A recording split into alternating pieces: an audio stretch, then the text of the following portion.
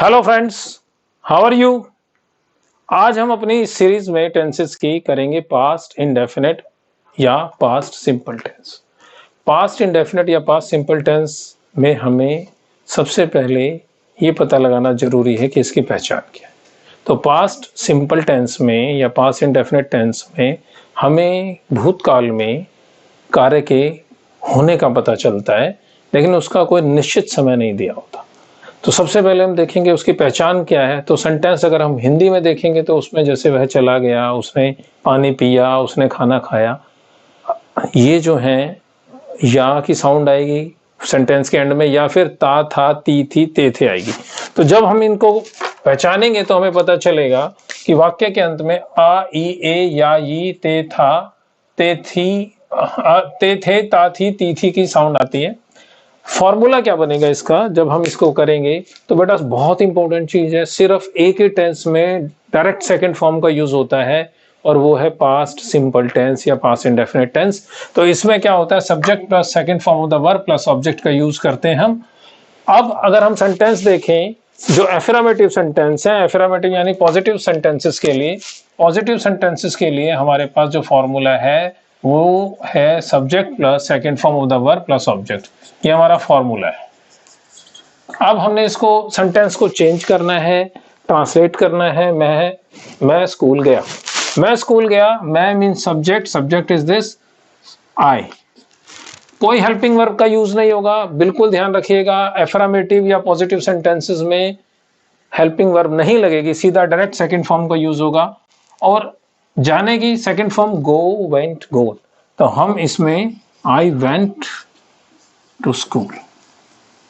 ध्यान देखना, बहुत जरूर ध्यान देने की चीज है कि इसमें डायरेक्ट सेकंड फॉर्म का यूज होता है एफर्मेटिव सेंटेंसेस में। और कोई भी सब्जेक्ट हो, फर्स्ट पर्सन हो, सेकंड पर्सन हो, थर्ड पर्सन हो, यूज हमारे साथ सेकंड फॉर्म ही लगेगी। अब देखो ये थर्ड पर्सन है, सुमन स्कूल जाती थी। देखो स्कूल गया या स्कूल जाती थी उसका सेंस एक ही है, ये सिर्फ पहचान का फर्क है। या ये की साउंड आ जाए या ते थे ता था ती थी की साउंड आ जाए। तो सुमन जाती थी, स्कूल जाना है, जाने के लिए दोबारा again we have to use second form, Suman went to school. Okay बेटा, ये हुए हमारे एफर्मेटिव सेंटेंसेस। लेकिन जब हम नेगेटिव और इंटरोगेटिव करेंगे तो उसमें थोड़ा सा चेंज आएगा। वो चेंज क्या आएगा, उसमें हमें डिड का यूज करना है। नेगेटिव में डिड नॉट का यूज होगा और इंटरोगेटिव में क्वेश्चन बनाने के लिए डिड का यूज होगा। अभी देखते हैं हम कैसे कर सकते हैं इसको। तेजी से हम इसको करेंगे क्योंकि इसमें मैंने पत्र नहीं लिखा या मैं पत्र नहीं लिखता था, एक ही बात है। अब यहां पर नेगेटिव है, फॉर्मूला क्या बन जाएगा इसका, फॉर्मूला बनेगा बेटा subject plus did not plus first form of the verb. ये बिल्कुल ध्यान रखना, verb first form plus object. जैसे ही हम नेगेटिव या इंटरोगेटिव करेंगे उसमें हमारे पास यूज होगी वर्ब की फर्स्ट फॉर्म। अब हम इसको ट्रांसलेट करेंगे, मैंने, आई, डिड नॉट। कोई भी पर्सन हो, फर्स्ट पर्सन हो, सेकंड पर्सन हो, थर्ड पर्सन हो, सबके साथ डिड लगेगा। ये बड़ी कन्वीनियंस है इसमें। आई डिड नॉट फर्स्ट फॉर्म। अब जो यहां पर जो एफर्मेटिव में सेकंड आती थी, नेगेटिव और इंटरोगेटिव में फर्स्ट फॉर्म का यूज होगा डिड के साथ। I did not write a letter. Clear. अब कोई थर्ड पर्सन का या सेकंड पर्सन का देखो, तुम मार्केट नहीं जाते थे या गई। साउंड आ गई या की। अब अगर तुम मार्केट नहीं जाते थे, इसको ट्रांसलेट करेंगे तो फिर हमें वो यूज होगा यू, सेकंड पर्सन। हमें पता है सब पर्सन्स के साथ डिड लगना है, तो you plus did not, you did not. First form लगेगी, सेकंड फॉर्म नहीं लगेगी, you did not go to market. बहुत अच्छे, ये समझ आ रहा होगा, इसमें कोई दिक्कत नहीं है। सिर्फ एक ही चीज का ध्यान रखना है, एफर्मेटिव में सेकंड फॉर्म और नेगेटिव और इंटरोगेटिव में हमारे को जो यूज करनी है वो है फर्स्ट फॉर्म। अब हम इसमें देखते हैं बेटा इंटेरोगेटिव कैसे करेंगे। बहुत आसान है, समझते रहिएगा। इंटेरोगेटिव में हमें जैसे पता है दो तरीके से होते हैं इंटेरोगेटिव सेंटेंसेस, एक जिसमें क्या से शुरू होते हैं, दूसरे जो है हमारे WH फैमिली जिनके साथ यूज होती है। क्या से शुरू होने वाले के लिए और WH फैमिली वर्ड जो है सेंटेंस के बीच में आते हैं। तो हम इसको करेंगे, कैसे करेंगे? क्या से शुरू होने वालों के लिए, क्या तुमने, आजकल बच्चे पिज्जा बहुत खाते हैं, क्या तुमने पिज्जा खाया?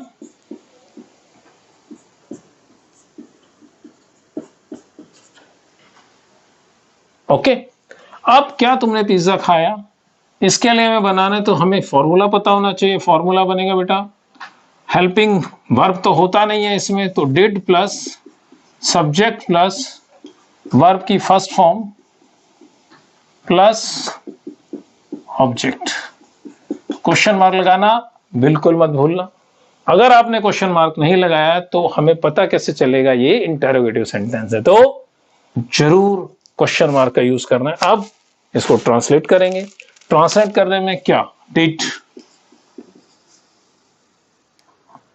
तुमने, यू फर्स्ट फॉर्म लगानी है, ध्यान रखना सेकंड नहीं लगेगी, ईट पिज्जा।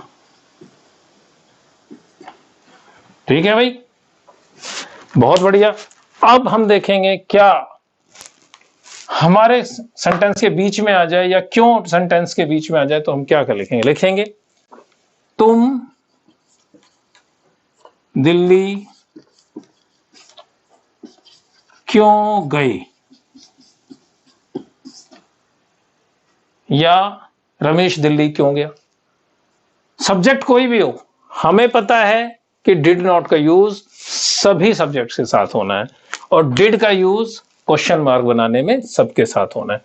तो did plus subject plus verb की फर्स्ट फॉर्म प्लस ऑब्जेक्ट, उसी के हिसाब से हम इसे करेंगे। लेकिन क्योंकि इसमें WH फैमिली वर्ड है तो WH फैमिली वर्ड सबसे पहले आ जाएगा। WH family word plus did plus subject plus verb की first form plus object plus question mark. अब हम इसको ट्रांसलेट कर देंगे, क्योंकि सबसे पहले इंग्लिश आ जाएगी। वाई, डिड हमारे साथ यूज होना है ऑल सब्जेक्ट्स के साथ। यू, अब बताओ वेंट आएगा या गो आएगा? अरे वेंट नहीं आएगा। क्यों नहीं आएगा? क्योंकि डिड के साथ we always use first form of the verb. तो why did you go to Delhi? Very good, बहुत अच्छे से समझ आ रहा होगा, बिल्कुल।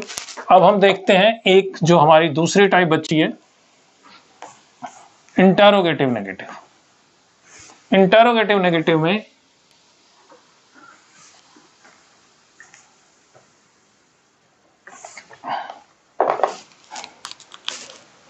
क्यों नहीं का यूज होता है। WH फैमिली वर्ड अगर है तो plus did plus subject, subject plus not plus verb की first form plus object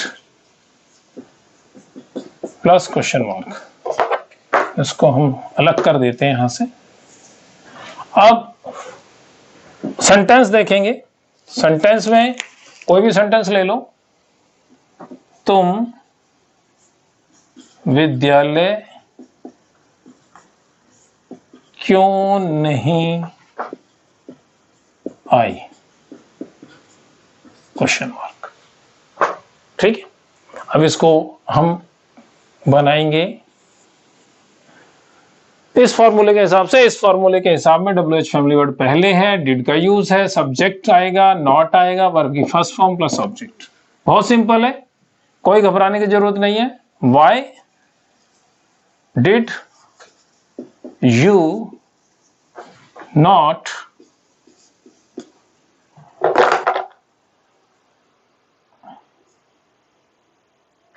come to school. Clear? इस तरीके से हमें यूज करना है बेटा।